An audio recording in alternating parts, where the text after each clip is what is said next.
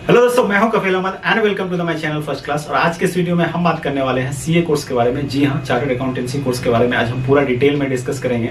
जो पूरा तीनों लेवल होता है हमारा, फाउंडेशन, इंटरमीडिएट और फाइनल्स, और उसके साथ साथ जो प्रैक्टिकल ट्रेनिंग्स होते हैं, इंटर्नशिप, और उसके साथ साथ जो 4 वीक्स का आपका ओरिएंटेशन कराया जाता है, फिर इंफॉर्मेशन टेक्नोलॉजी कोर्सेज जो होते हैं, इनके बारे में भी हम डिस्कस करेंगे। और साथ ही साथ जो आईसीएआई है उसके बारे में भी थोड़ा हम शुरू में चर्चा करेंगे। और फिर जो हमारा पासिंग क्राइटेरिया है, कितने मार्क्स आपको लाने पड़ते हैं ईच एंड इंडिविजुअल सब्जेक्ट, और ओवरऑल कितना आपको स्कोर करना होगा सो दैट जो पासिंग क्राइटेरिया, उसके बारे में भी हम डिस्कस करेंगे। और साथ ही साथ ओवरऑल इस कोर्स को करने में जो 4.5 साल का ये पूरा कोर्स है, जो ड्यूरेशन है, उसमें जो ओवरऑल जो कॉस्ट आता है, जो फीस है, रजिस्ट्रेशन फीस से लेकर के और जो एग्जामिनेशन फी है, सबको अगर ऐड कर दे तो ओवरऑल कितना खर्चा इस कोर्स पे आता है, तो उसके बारे में भी हम पूरा डिटेल में चर्चा करेंगे। So let's get started.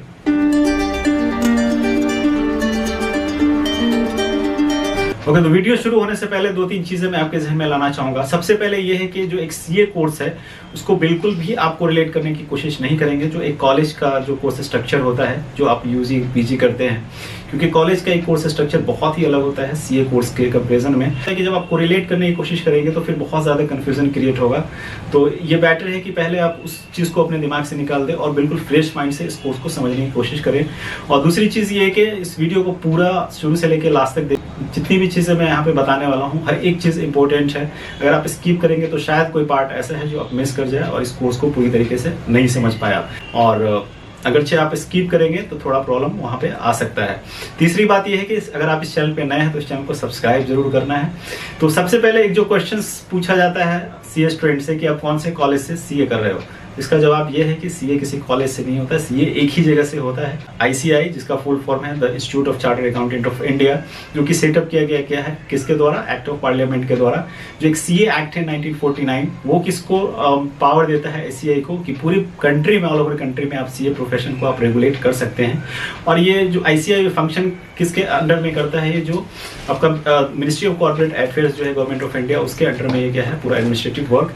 और जो आईसीएआई है, जो स्टूडेंट के सारे एग्जामिनेशन से लेकर के जो रूल्स रेगुलेशंस, वो कौन तय करता है, बोर्ड ऑफ स्टडीज है जो कि डिसाइड करता है। और साथ ही साथ अगर आईसीएआई के बारे में और भी कुछ देखा जाए तो आईसीएआई फंक्शन कैसे करती है, इसके काम करने का तरीका कैसे है, कि जनरली पूरे ऑल ओवर कंट्री में अलग अलग रीजनल सेंटर बनाया गया है। सेंट्रल जोन है, जो ईस्टर्न जोन है, ऐसे करके, जैसे कि टोटल इसका जो हेड ऑफिस है वो दिल्ली में है। उसके अलावा आपको चेन्नई में मिलेगा, कोलकाता मिलेगा, कानपुर मिलेगा, मुंबई मिलेगा। और जैसे कि अगर आप झारखंड में अगर आप रजिस्ट्रेशन कराते हैं तो आपका जो सेंट्रल जोन पड़ेगा वो कहाँ है, सेंट्रल जोन में पड़ेगा, रीजनल सेंटर। और जो आपका कन्वोकेशन होगा वो कहाँ होगा, कानपुर में। तो ऐसे काम करता है। उसके अलावा ऑल ओवर इंडिया में 164 इसके ब्रांचेज हैं, ओवरसीज में भी 35 चैप्टर्स हैं। और साथ ही साथ ये जो अकाउंटिंग बॉडी है आईसीएआई, वर्ल्ड की सेकेंड लार्जेस्ट अकाउंटिंग बॉडी है। तो जो एक क्वेश्चन था कि कौन से कॉलेज से करते हैं आप सीए, तो आई होप ये क्वेश्चंस का जवाब आपको मिल गया होगा, आईसीएआई के द्वारा ही। और आईसीएआई के है, सीए के अलावा और भी पोस्ट क्वालिफिकेशन कोर्स भी कराती है। और आप जब सीए बन जाते हैं उसके बाद भी बहुत सारे सर्टिफिकेट कोर्सेज भी कराए जाते हैं यहाँ से। तो जो एक सीए का पूरा ऑल ओवर व्यू है, जो शुरू से लेकर लास्ट तक, फाउंडेशन से लेकर के इंटरमीडिएट और फाइनली सीए बनने तक की जो जर्नी है, उसको मैंने एक बोर्ड प्रेजेंटेशन के जरिए समझाया है। तो चलिए इस चीज को समझने के लिए हम बोर्ड प्रेजेंटेशन की तरफ चलते हैं। तो जैसा आप देख सकते हैं यहाँ पे पूरा एक बोर्ड प्रेजेंटेशन मैंने लिखा हुआ है। एक पूरी जर्नी है सीए स्टार्टिंग से लेके सीए फाइनल तक के बनने की। उसमें सबसे पहले हम ये समझने की कोशिश करेंगे जो एंट्री लेवल है वो क्या है, कैसे आप सीए में इनरोल्ड हो सकते हैं, स्टार्टिंग कहाँ से होता है आपका सीए में। तो यहाँ पे क्या है, सीए में आपको एडमिशन के लिए, सीए कोर्स में बेसिकली प्रॉपर तरीके से एंट्री करने के लिए आपको क्या करना पड़ेगा। यहाँ पे 2 तरीका है, एक तो है जो हमारा फाउंडेशन रूट है और दूसरा क्या है, डायरेक्ट एंट्री रूट है। सबसे पहले हम ये समझने की कोशिश करते हैं कि जो हमारा फाउंडेशन रूट है वो क्या है, क्या एलिजिबिलिटी क्राइटेरिया है इसका। तो जो फाउंडेशन का जो एग्जाम होता है वो क्या है, एक इंट्रेंस लेवल का एग्जाम है जो सीए इंस्टीट्यूट के द्वारा कंडक्ट कराया जाता है। इस इंट्रेंस को क्लियर करने के बाद आप प्रॉपर तरीके से सीए कोर्स में आप आ जाते हो। तो यहाँ पे क्या है कि जो सीए फाउंडेशन का जो एग्जाम है, इसके लिए आप एलिजिबल कब हो जाते हो, जब आप 10th एग्जाम क्वालिफाई कर लेते हो तो आप रजिस्ट्रेशन करा सकते हो बोर्ड ऑफ स्टडीज में आईसीएआई के। किस चीज के लिए, फाउंडेशन एग्जाम्स के लिए। लेकिन वहां पे समस्या क्या है कि इस एग्जाम में तब तक आप अपीयर नहीं हो सकते हैं जब तक कि आपने क्या किया है, क्लास 12 के एग्जाम में आपने अपीयर नहीं किया है। क्योंकि होता क्या है कि फाउंडेशन एग्जाम को क्लियर करने के बाद जब आप इंटरमीडिएट के लिए एलिजिबल होते हैं तो यहाँ पे दोनों चीज़ें चाहिए, आपको क्लास 12th भी चाहिए और फाउंडेशन दोनों क्लियर होना चाहिए। क्योंकि आपको क्या करना पड़ता है, वहाँ पे जो डॉक्यूमेंट्स है वो मार्कशीट 12th का भी आपको होता है, तभी जाके आप इंटरमीडिएट में रजिस्ट्रेशन करा सकते हैं। लेकिन हाँ, अगरचे आप 11th 12th में हैं तो आप क्या कर सकते हैं, रजिस्ट्रेशन करा के आप प्रिपरेशन कर सकते हैं। यहाँ पे सबको पता है नॉर्मली जनरली जो एग्जाम होता है सीए का वो साल में 2 बार कंडक्ट कराया जाता है। एक हमारा जो क्या है कि मई जून में और दूसरा नवंबर दिसंबर में। तो जो एक रजिस्ट्रेशन जब भी आप कराते हैं वहां से लेकर के क्या होता है कि एग्जाम का जो टाइम होता है उसके बीच में एक टाइम पीरियड का गैप होता है जो मेंटेन करना पड़ता है। तो उसी के हिसाब से आपका क्या होता है, अटेम्प्ट पड़ता है। अगर आप जैसे 1 जनवरी से पहले अगर रजिस्ट्रेशन कराएंगे तो ही आप मई अटेम्प्ट दे सकते हैं। अगर 1 जनवरी के बाद रजिस्ट्रेशन कराते हैं और 1 जुलाई से पहले, तो आपका पहला जो अटेम्प्ट होगा वो क्या होगा, नवंबर में होगा। तो ये सारी चीजें थी क्या, फाउंडेशन रूट की। बेसिकली ये एंट्रेंस क्रैक करके आप प्रॉपर तरीके से आप क्या करते हो, सीए कोर्स में आ जाते हो। और जब आपका फाउंडेशन क्लियर हो जाता है और 12th क्लियर हो जाता है, उसके बाद आप एलिजिबल हो जाते हो किस चीज के लिए, इंटरमीडिएट कोर्स के लिए। अब समझने की कोशिश करते हैं कि जो हमारा डायरेक्ट एंट्री रूट क्या है। तो डायरेक्ट एंट्री रूट क्या है कि इस रूट से आपको फाउंडेशन एग्जाम देने की जरूरत नहीं पड़ती है। जो एंट्रेंस है उसकी जरूरत यहाँ पे रिक्वायरमेंट नहीं है, आप डायरेक्ट सीए कोर्स में प्रॉपर तरीके से आ जाते हो।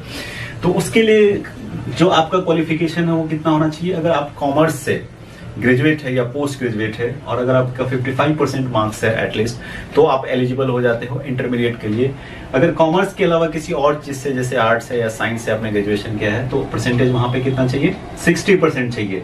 और साथ ही साथ अगर आप एक जो प्रोफेशनल कोर्स होता है कंपनी सेक्रेटरी का और कॉस्ट अकाउंटिंग का, अगर उसका इंटरमीडिएट आपने क्लियर किया हुआ है तो भी आप क्या है कि सीए इंटरमीडिएट में रजिस्ट्रेशन करा सकते हैं।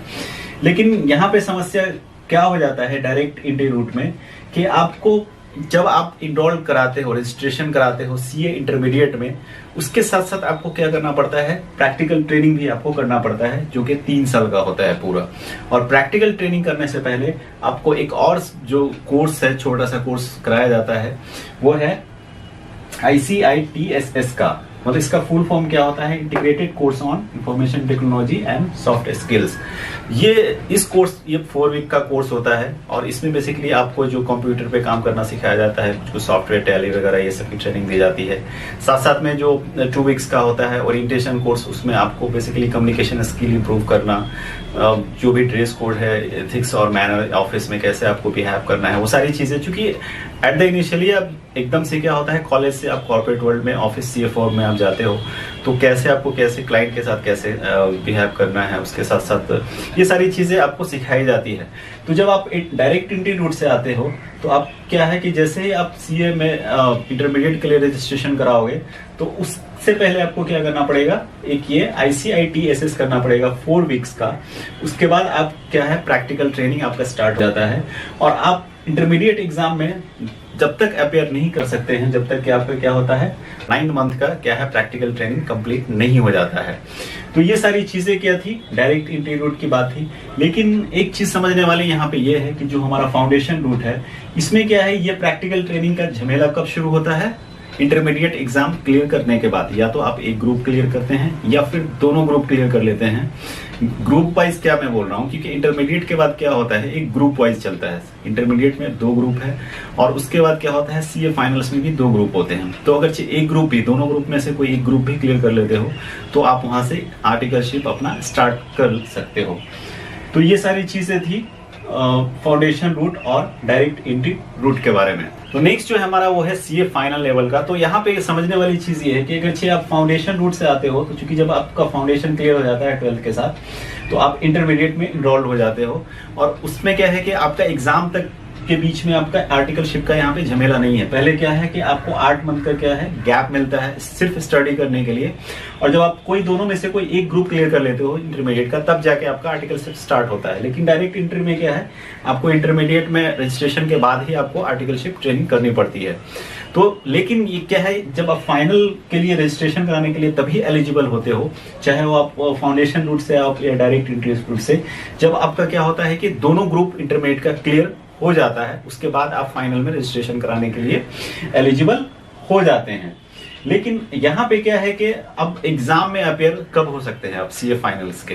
तो सीए फाइनल्स में अपेयर होने के लिए क्या करना पड़ेगा, एक तो आपका दोनों ग्रुप पहले ऑलरेडी क्लियर होता है, फिर रजिस्ट्रेशन कराते हो।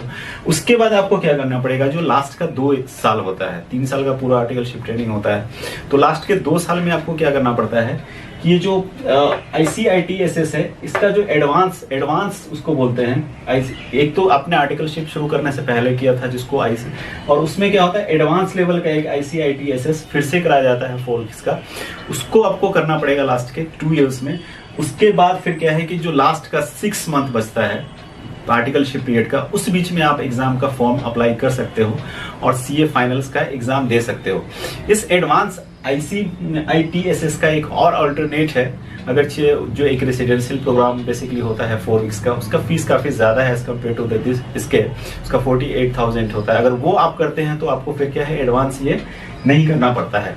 तो फाइनली अब जब अपियर होते हो, आपका 3 साल कंप्लीट हो जाता है प्रैक्टिकल लर्निंग, और दोनों ग्रुप सीए फाइनल्स का पहला और दूसरा दोनों ग्रुप आप जब क्वालिफाई कर लेते हो, तब जाके आप क्या करते हैं सीए क्वालिफाई फाइनली कर जाते हैं, और उसके बाद आपको मेंबरशिप के लिए क्या करते हैं ICA में अप्लाई करते हैं, और फाइनली आप क्या है सीए बन जाते हैं।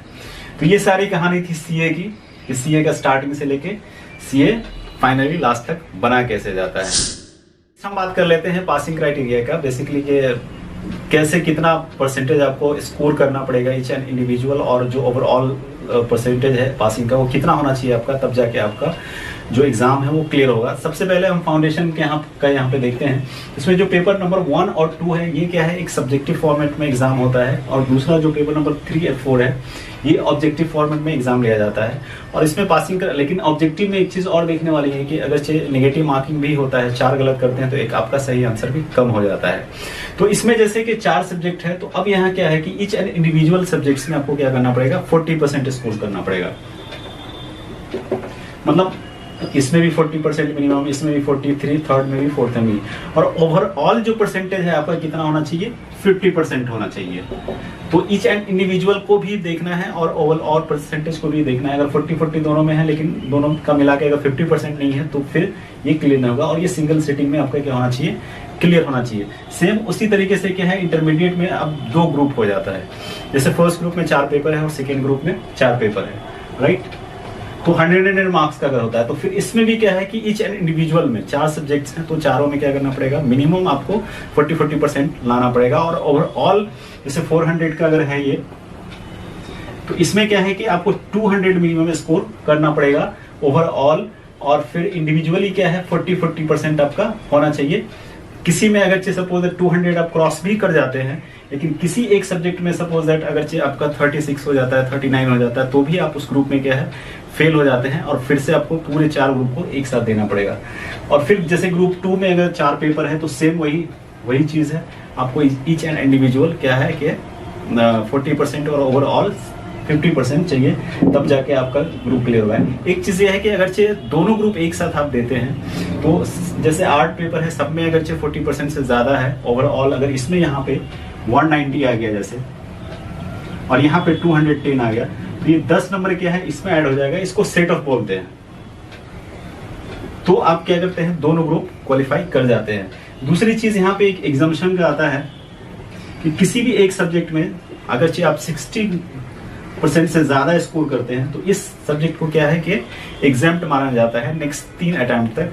मतलब कि आपको अगर ग्रुप में फेल हो गए, सपोज दैट किसी में ओवरऑल 50% नहीं आया, या किसी में ईच एंड इंडिविजुअल में 40% नहीं होता है, तो जिस पेपर में आपका 60% है, वो पेपर क्या है आपको दोबारा नहीं देना पड़ेगा। जो बाकी 3 पेपर बचा हुआ है, सपोज एक में आपने 60 प्लस किया, तो 3 पेपर को नेक्स्ट में आपको क्या करना पड़ेगा क्लियर करना पड़ेगा, तब जाके आपको ये भी नंबर ऐड होके वो ये फैसिलिटी दिया जाता है 60% एग्जाम्पशन का।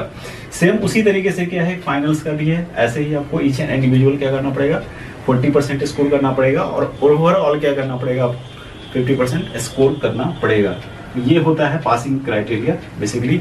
और जो कोर्सेज होते हैं वो आईटी और सॉफ्ट स्किल्स के, तो आईटी का बेसिकली क्या होता है कि जहां से भी आप आईटी करते हैं, तो वहां से क्या होता है कि वो सेंटर पे ही ऑब्जेक्टिव फॉर्मेट में वो लोग क्वेश्चंस मतलब सेट करते हैं और वहीं पे बैठ के आपको देना पड़ता है, तो वो जनरली पास हो जाता है आदमी। और सॉफ्ट स्किल्स में ऐसा कोई भी एग्जाम नहीं होता है, ये जब आप करते हैं तो उसके बाद आपको एक सर्टिफिकेट प्रोवाइड किया जाता है, दोनों के लिए सर्टिफिकेट प्रोवाइड किया जाता है। तो ये सारी चीजें थी पासिंग क्राइटेरिया के बाद। हमारा स्टार्टिंग से लेकर के सीए फाइनल तक क्या, वो बेसिकली टोटल अगर फीस को हम जोड़ते हैं, जो रजिस्ट्रेशन का फी है, एग्जामिनेशन फीस है, तो अल्टीमेटली हमारा इस कोर्स के ऊपर कितना ज्यादा खर्च होता है। तो अगर इस फीस का हम ब्रेकअप करें तो फाउंडेशन रूट से अगर आप आते हैं तो सबसे पहले आपको फाउंडेशन में रजिस्ट्रेशन के लिए कितना देना पड़ता है, 9,800 का एक आपको पेमेंट करना पड़ेगा। लेकिन अगर आप डायरेक्ट एंट्री से आते हैं तो फिर ये क्या है, एक्सपेंसेस आपका घट जाएगा, मतलब टोटल फीस में से।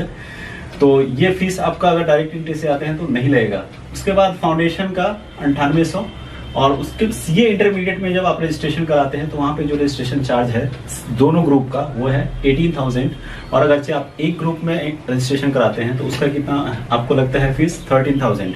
लेकिन जो लोग डायरेक्ट एंट्री से आते हैं उनको ये ऑप्शन नहीं मिलता है, उनको क्या करना पड़ेगा, आप दोनों ग्रुप में ही रजिस्ट्रेशन कराना पड़ता है। लेकिन अगर आप फाउंडेशन रूट से आते हो तो या तो एक ग्रुप में या दोनों ग्रुप में, जनरली लोग दोनों ग्रुप में ही रजिस्ट्रेशन करा लेते हैं। तो यहाँ पे 18,000 अगर इसको जोड़ लेते हैं, और उसके बाद इंटरमीडिएट के बाद क्या है कि आपको जो इंफॉर्मेशन सॉफ्ट स्किल्स का जो कोर्स करना पड़ता है, बेसिकली 2-2 वीक का दोनों, तो उसके लिए 6500 लगता है आपका, 6,500 इंफॉर्मेशन टेक्नोलॉजी, और सॉफ्ट स्किल्स का जो कोर्स होता है ओरिएंटेशन उसका 7,500। ये दोनों को अगर ऐड करेंगे तो ये कितना हो जाता है, 14,000। और उसके बाद क्या है कि सीए फाइनल्स का जो रजिस्ट्रेशन फी है दोनों ग्रुप का वो है 22,000। और फिर जो इसके बाद एडवांस ICIT SS करना पड़ता है तो इसका 7,000 IT का और SS का 7,000, ये 14,000। अल्टीमेटली जब आप सबको जोड़ेंगे तो कितना हो जाएगा, 77,800। उसके अलावा जो अलग अलग लेवल पे, ये तो रजिस्ट्रेशन फी था, और उसके बाद फिर आप इसका एग्जामिनेशन फीस जो है वो अलग से पे करते हैं, फाउंडेशन का भी, इंटरमीडिएट का भी, और उसके बाद सीए फाइनल्स का।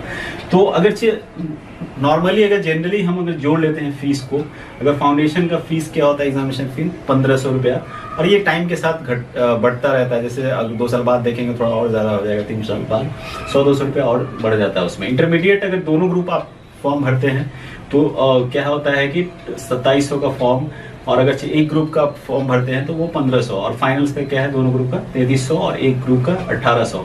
अगर दोनों ग्रुप को लेके चले और फाउंडेशन को ये कितना है 7,500। तो अल्टीमेटली अगर 77,800 में अगर ऐड कर देते हैं हम 7,500, तो ये हमारा कितना 85,300।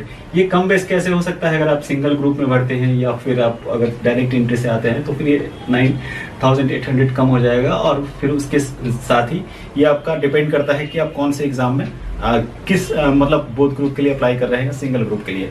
एक मोटा मोटी एक जनरल आइडियाज के लिए मैंने दे दिया है कि जो ओवरऑल जो खर्चा है सीए इंस्टीट्यूट्स का वो कितना है एग्जामिनेशंस और इसको लेकर के, तो वो अल्टीमेटली कितना बनता है 85,300। तो काफ़ी एक जो कोर्स है, इतना अच्छा कोर्स है प्रोफेशनल, तो मेरे ख्याल से काफ़ी ही ज़्यादा ये क्या है, इतने कम पैसे में कोई दूसरा ऐसा प्रोफेशनल कोर्स है जो हो पाता है।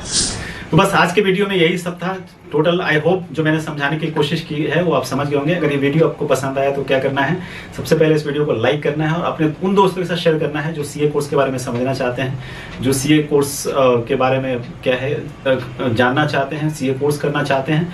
और साथ ही साथ अगर इस चैनल पे आप नए हैं तो इस चैनल को सब्सक्राइब करना है। और अगर सीए से रिलेटेड कोई भी क्वेश्चन हो, कोई भी डाउट हो तो आप हमारे कमेंट सेक्शन में जरूर बताएं, हम जरूर उसका रिप्लाई करेंगे। और इसी तरीके से आप हमारे साथ बने रहें। नए हैं तो इस चैनल को सब्सक्राइब जरूर करें। और thank you so much for watching this video. मिलते हैं नेक्स्ट वीडियो में, जब तक के लिए बाय बाय।